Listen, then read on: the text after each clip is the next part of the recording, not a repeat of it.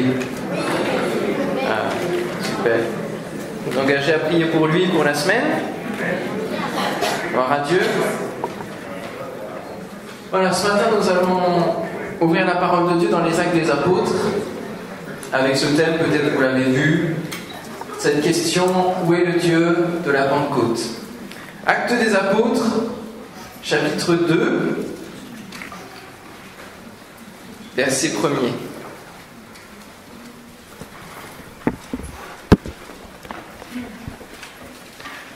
Le jour de la Pentecôte, ils étaient tous ensemble dans le même lieu. On parle des 120 disciples qui sont allés à Jérusalem dans la chambre haute pour attendre le Saint-Esprit.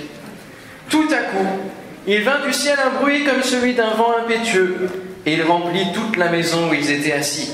Des langues, semblables à des langues de feu, leur apparurent séparées les unes des autres, et se posèrent sur chacun d'eux. Et ils furent remplis tous du Saint-Esprit, et se mirent à parler en d'autres langues, selon que l'Esprit leur donnait de s'exprimer.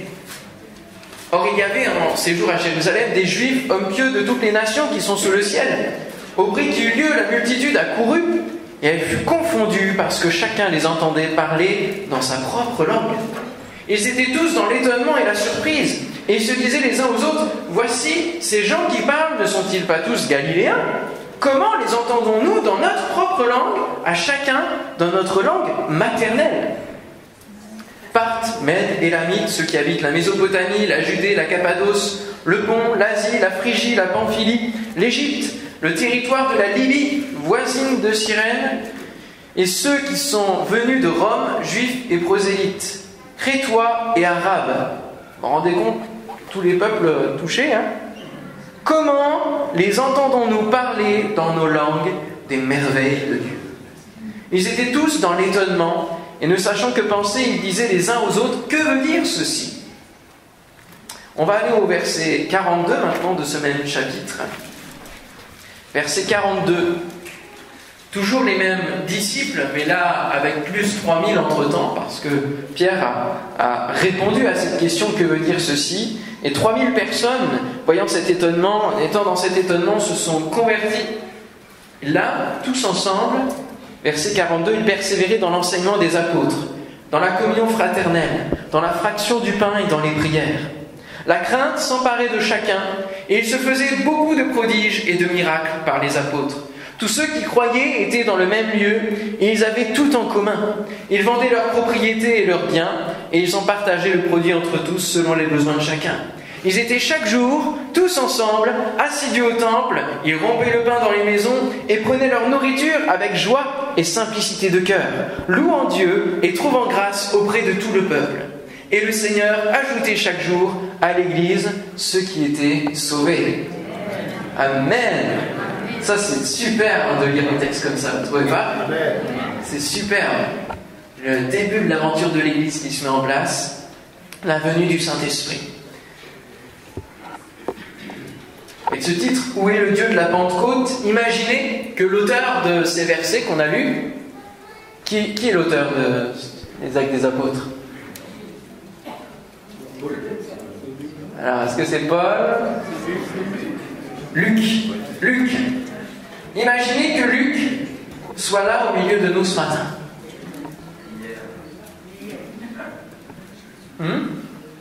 Alors, Luc, il est là.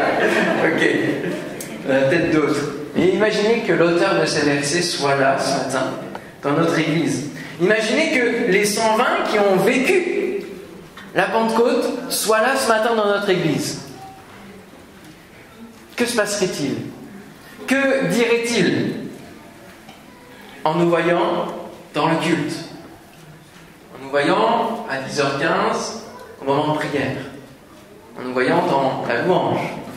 En nous voyant dans les différentes réunions, groupes de maison et activités de l'Église? Que dirait-il? Que nous dirait-il? Il pourrait nous poser la question: où est le Dieu de la Pentecôte? Où est le Dieu qu'on a connu?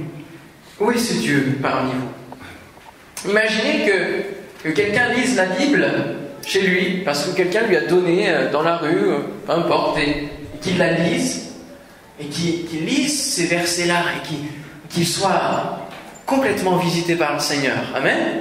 Ça, c'est déjà arrivé, hein. Que les personnes se tournent vers Dieu, on va dire entre guillemets par eux-mêmes, en tout cas par l'aide de la parole qui est simplement vivante, et qu'il arrive, qu'il désire se joindre à la communauté des saints. Quand il lit ça, ça donne envie, et qu'il vienne au milieu de nous. Que nous dirait-il? Il pourrait nous poser cette question: où est le Dieu de la Pentecôte? Où est le Dieu du début de l'Église? Et ce matin, c'est la question que le Seigneur veut nous poser. Où est le Dieu de la Pentecôte dans ta vie? Où est-il? Alors déjà, il faut constater la disparition du Saint-Esprit. Je vais être très vrai ce matin, hein. Je ne vais pas employer de vidéos, de grandes... Non, je veux qu'on soit très vrai ce matin. Parce que c'est le Seigneur qui veut parler à nos cœurs. Amen. La disparition, on va être très vrai avec nous-mêmes aussi. Je pense que c'est la pensée de la plupart d'entre nous. On peut parfois se dire, mais les dons spirituels, la manifestation de l'esprit, où est-elle? Les dons spirituels, on en entend, allez, une fois peut-être tous les 3, 4 dimanches. En gros, hein. Donc des dons spirituels assez rares. Des prières qui ne trouvent pas forcément d'exaucement toujours, notamment dans le domaine de la guérison. Une communion fraternelle qui peut être plus de surface que forte, intime, parce qu'on n'a pas le temps les uns avec les autres. On doit repartir, on doit faire des tas de choses parce que la vie nous entraîne dans un mouvement qui fait qu'on n'a plus le temps. Des nouvelles âmes qui viennent, alléluia. Ça, c'est Dieu, hein. On l'a vu, c'est le Seigneur qui ajoute. Mais c'est marrant parce qu'elles viennent, mais elles ne restent pas. Pour la plupart. Si elles restaient, on devrait être déjà, depuis 5 ans que je suis là, il ne devrait rester que 50 chaises au fond, en gros. Donc, conclusion, assez peu de conversion. Et on peut, du coup, se poser des questions sur l'action de l'Esprit au milieu de nous. Vous ne trouvez pas? C'est un constat que je fais, et qui est sans reproche, parce que je fais partie de l'Église. Nous faisons partie de l'Église en tant que pasteur. Et nous pouvons faire ce constat. Alors, du coup, la disparition, elle est aussi pour nous. Et la question n'est pas... Peut-être qu'on ne fait pas assez de réunions, peut-être qu'on ne pose pas assez de réunions de prière. Ou alors peut-être qu'on a tellement de réunions que finalement on ne se concentre pas sur l'essentiel. La question n'est pas peut-être qu'on doit améliorer la louange. Ou alors peut-être que le prédicateur doit aussi s'améliorer pour que le Saint-Esprit vienne, pour qu'on le retrouve. Peut-être qu'on doit organiser des agapes pour être plus en lien les uns avec les autres et du coup que le Saint-Esprit puisse se manifester en nous. Ou alors faire des activités pour mieux se connaître. La faute n'est pas rejetée sur tel ou tel responsable, tel ou tel pasteur, ou tel chrétien qui bloquerait spirituellement les choses, l'Église, qui fait que le Saint-Esprit ne pourrait pas agir. Non. Même si toutes ces questions sont bonnes à se poser dans le processus et l'amélioration de l'Église, Dieu veut nous poser une seule et même question ce matin, c'est: où est le Dieu de la Pentecôte dans ta vie? Dans ta vie, dans l'Église, de manière collective, mais d'abord et avant tout, dans ta vie. Où est le Dieu de la Pentecôte? Et la disparition est un phénomène encore plus grand, c'est-à-dire la disparition du Seigneur, de l'Esprit. Quand on va lire le psaume 42, si vous voulez venir avec moi dans le psaume 42,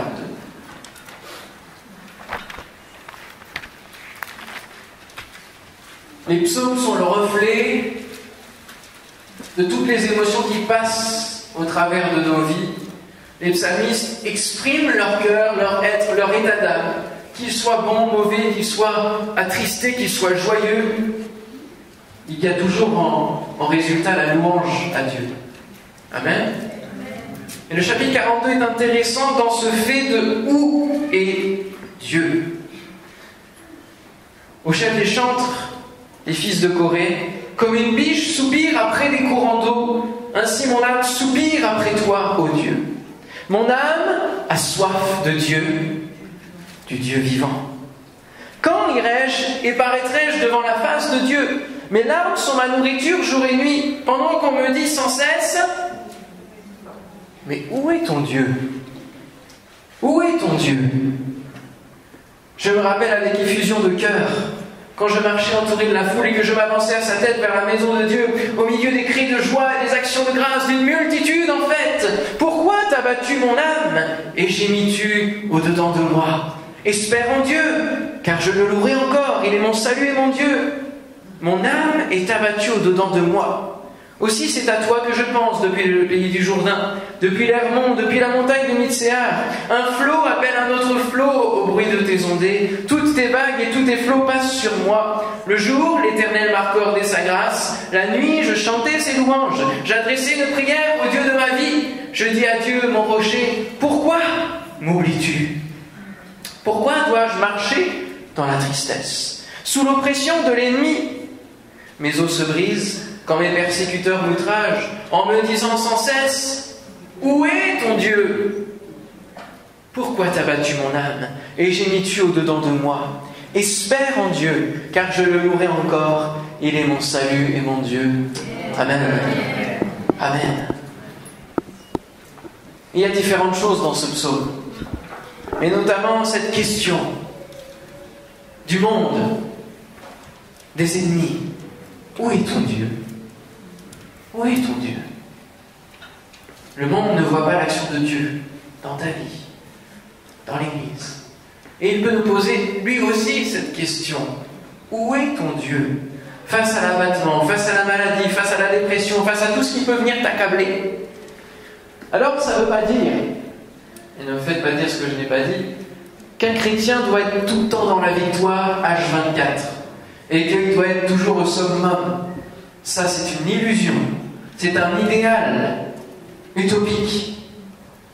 Nous sommes dans ce monde et Jésus nous a promis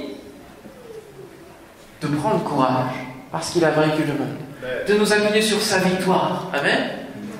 Mais si on doit prendre courage, ça veut dire qu'on peut avoir du découragement. Ça veut dire qu'on peut être atteint et que notre âme peut être gémissante, elle peut être abattue, elle peut passer par des périodes de dépression, de désert, comme on l'a entendu dans le don spirituel. Elle peut passer par la maladie. Tout cela, ce n'est pas péché. Et heureusement, le Seigneur ne nous en tient pas rigueur d'être parfois abattu dans notre âme.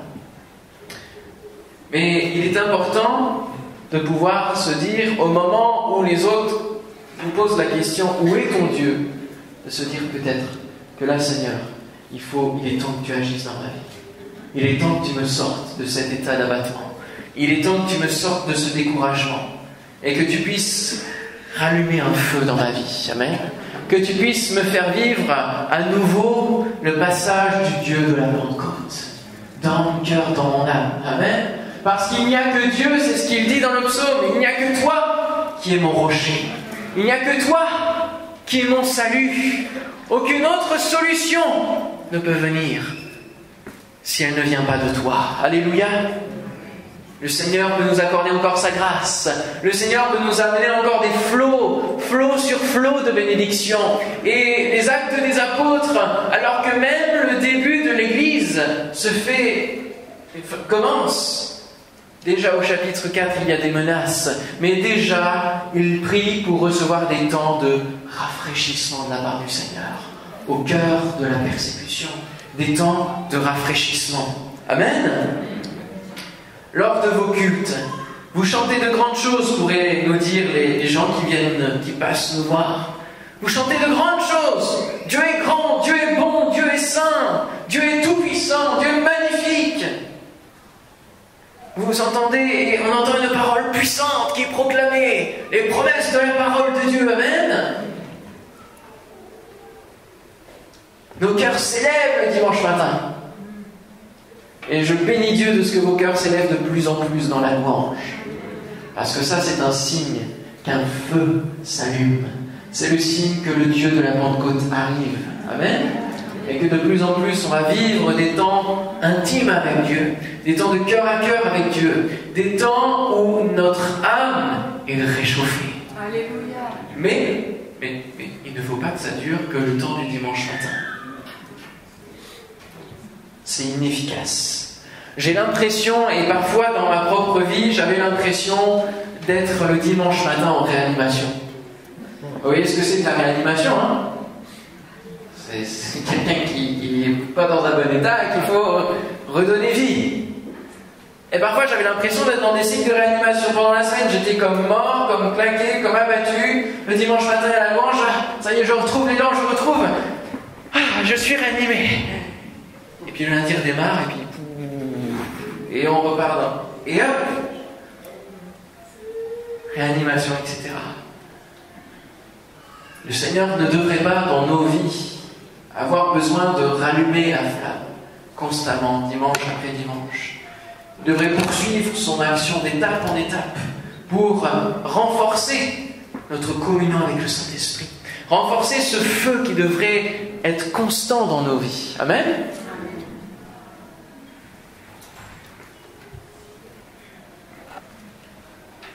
C'est ce qu'auraient vécu les disciples, ce cycle de réanimation, s'ils n'avaient pas vécu le Dieu de la Pentecôte, s'ils n'avaient pas connu le Dieu de la Pentecôte. Après l'ascension de Jésus, ils vont se retrouver avec la disparition de Jésus, parce qu'il est monté, il est au ciel, il n'est plus là, il n'est plus présent avec eux.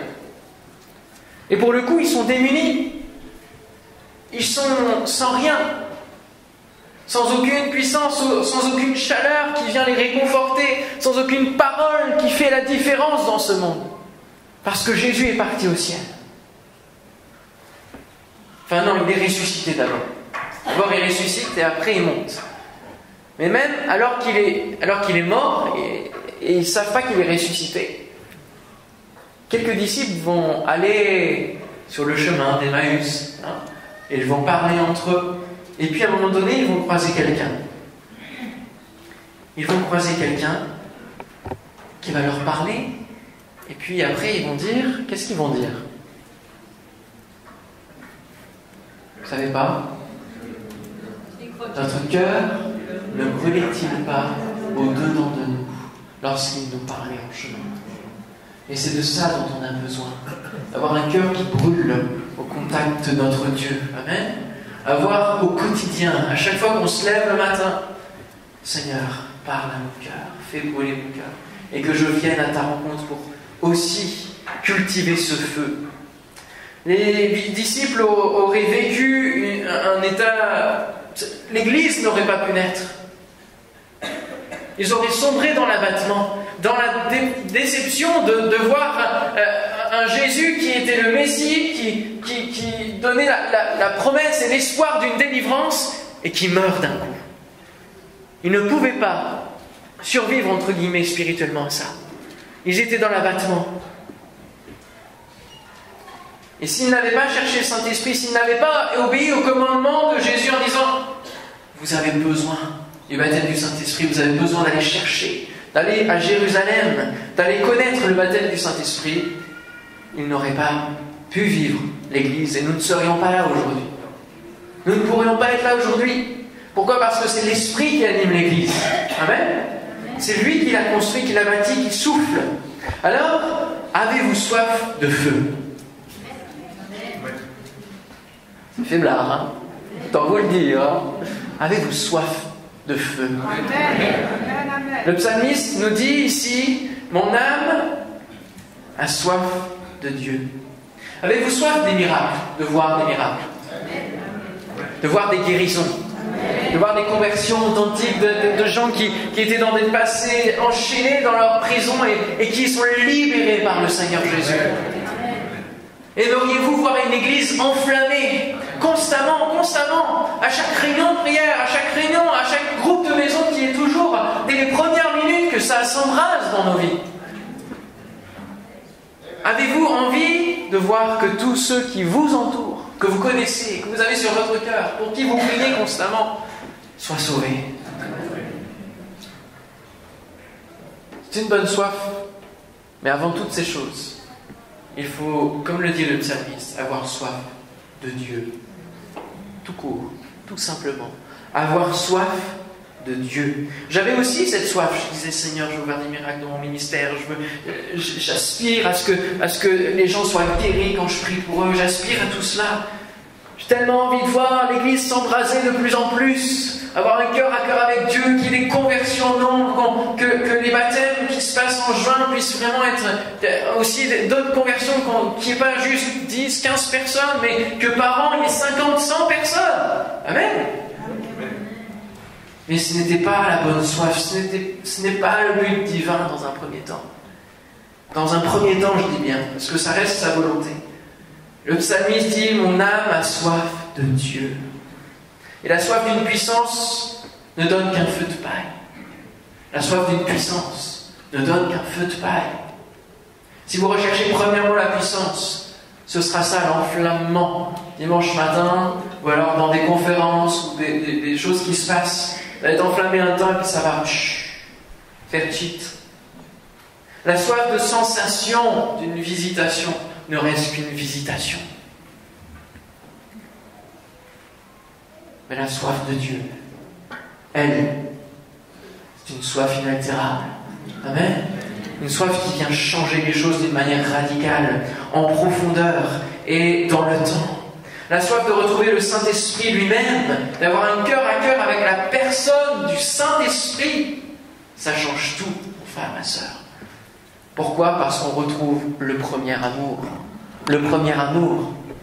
Ce matin, lorsqu'on dit où est le Dieu de la Pentecôte, ce que Dieu veut nous dire, c'est « Je veux un cœur à cœur avec toi ». Ne vois pas le Saint-Esprit que comme une puissance. Mon frère, ma sœur, arrête de prier avec litanie en disant « La puissance, le feu, la puissance ». Non. Cherche un cœur à cœur quotidien avec la personne du Saint-Esprit. Laisse-toi guider, laisse le Saint-Esprit parler à tes pensées, à ta conscience. Amen.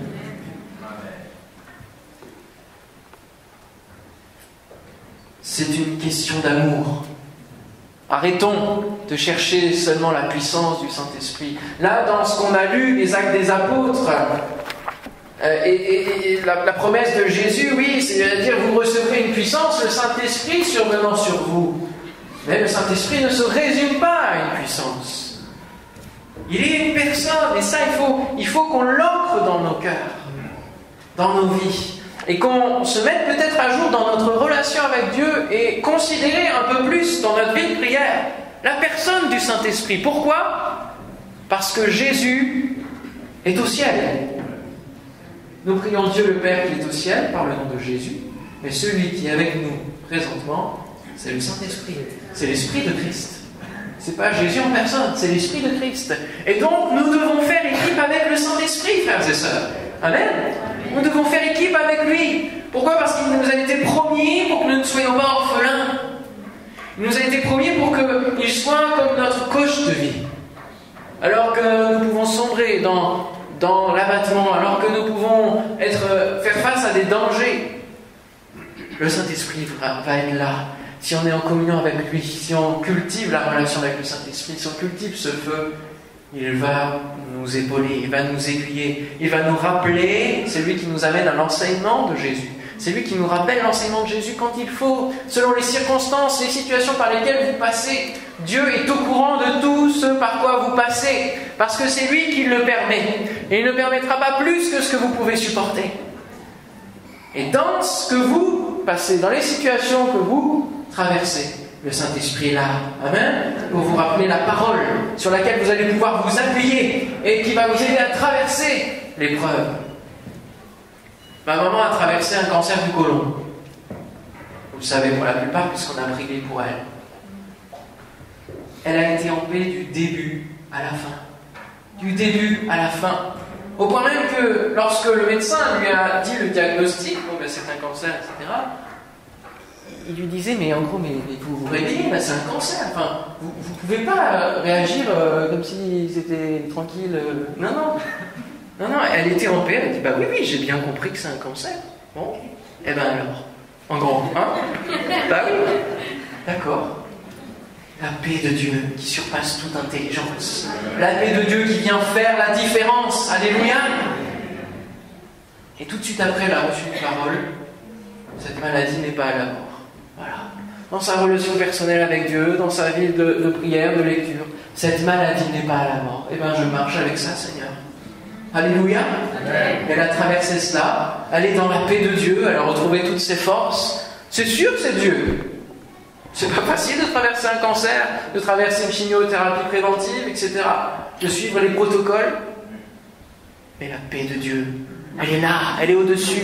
Et le Saint-Esprit nous encourage. Lorsque nous pouvons être au bord de l'abattement, il nous encourage. Alléluia.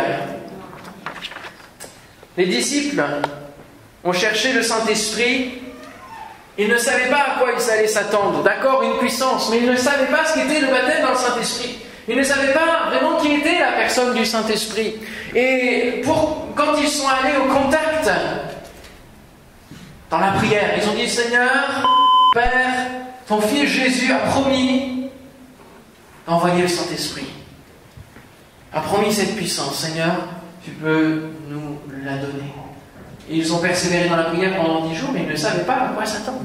Et puis en même temps, on pourrait se dire qu'ils ne cherchaient pas la puissance. Ils ont simplement obéi à l'ordre de Jésus. Pourquoi ils ont obéi à l'ordre de Jésus?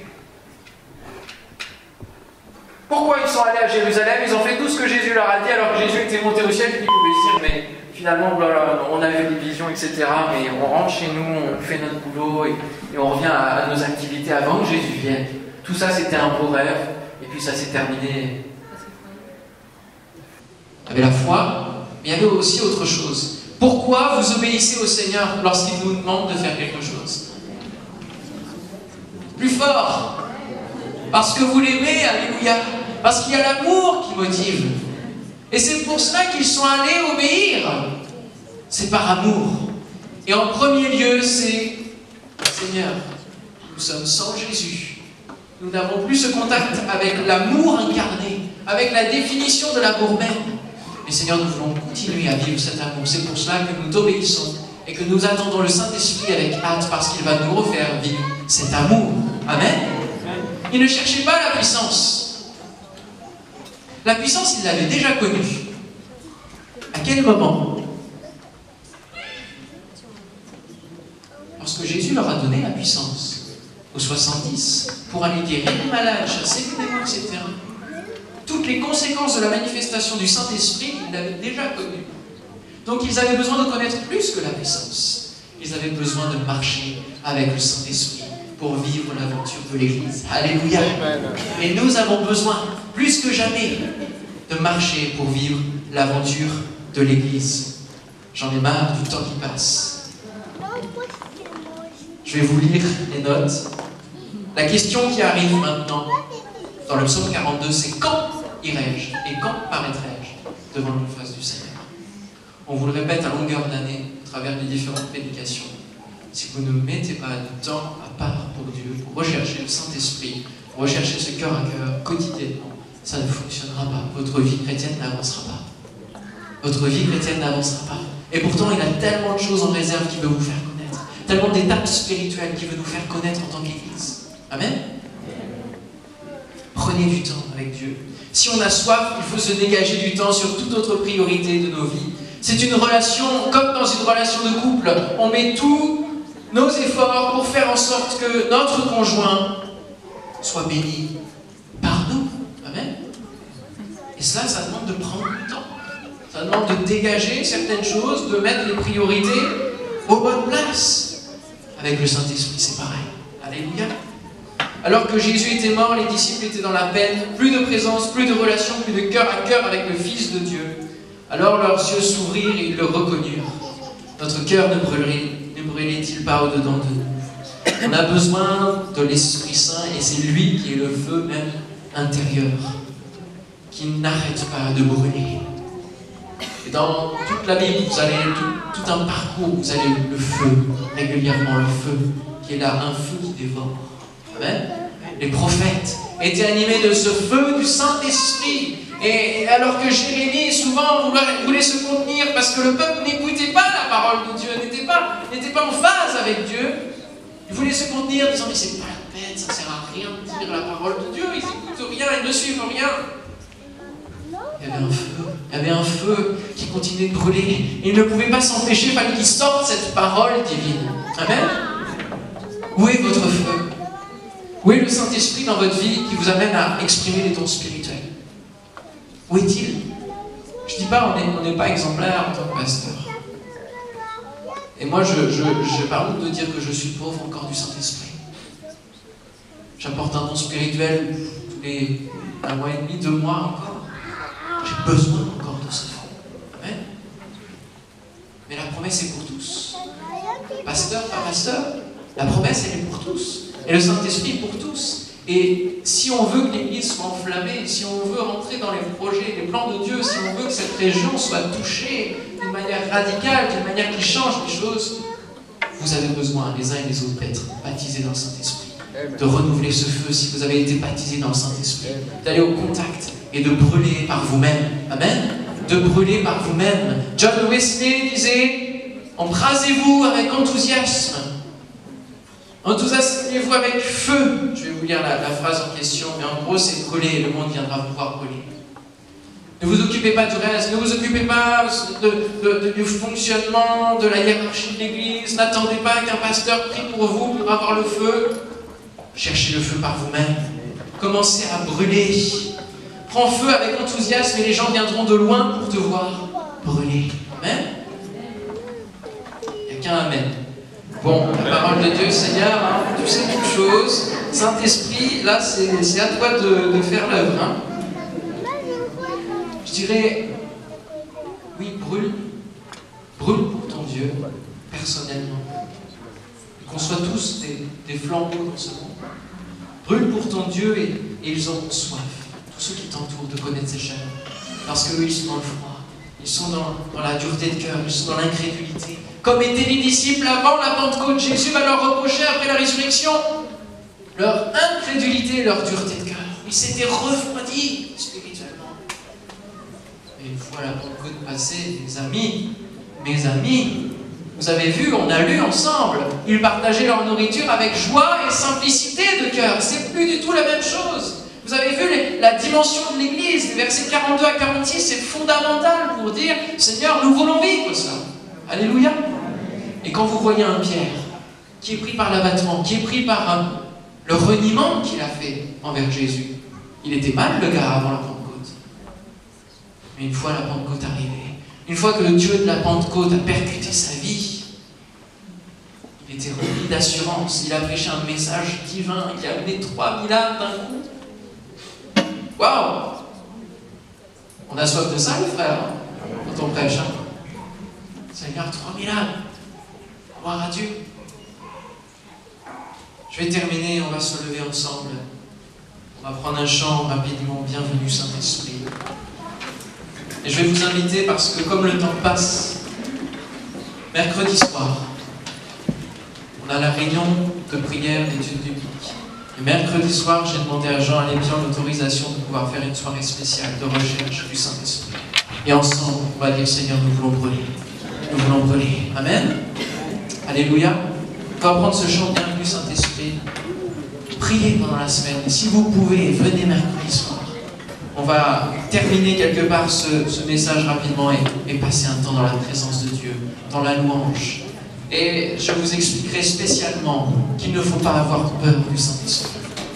N'ayez pas peur du Saint-Esprit. Le parler en langue et tout ça, je vous dirai pourquoi vous n'avez pas à en avoir peur. Amen. Gloire à Dieu.